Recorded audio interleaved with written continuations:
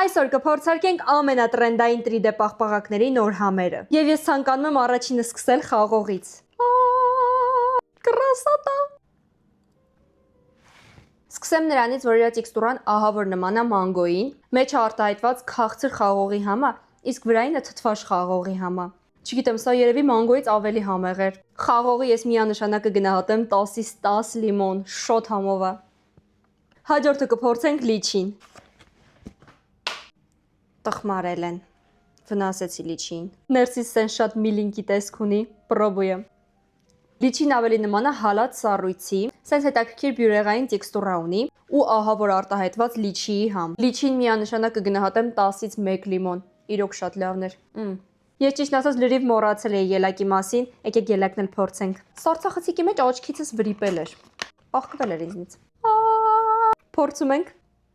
Ոնց որ ելակի համով չիզքեյք լինի։ Քանի որ ելակին ֆավորիտ հատապտուղը չի, ես իրան կգնահատեմ 10-ից 9։ Վայ շատ համով է։ Այստեղ մի հատ էլ կիտրոն ունեմ, երկրորդ շանս տանք իրան։ Կարող է անցյալ անգամ ես էի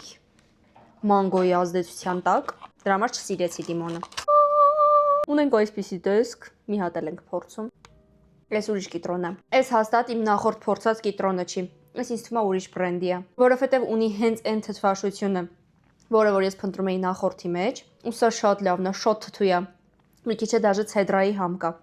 Այ այս լիմոնը ես կգնահատեմ 10-ից 10 լիմոն։ Այստեղ դեղցել ունեմ, կարող է դեղցնելա փոխվել։ Եկեք դեղցնե փորձենք։ Պրոբեմ։ Նախորդից գալիս էր դեղցի սառը թեյի համ։ Այս մեկից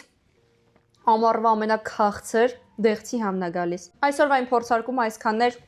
Շնորհակալություն, որ մինչև վերջ նայեցիք, հետևեք ինձ, որ չկորցնեք։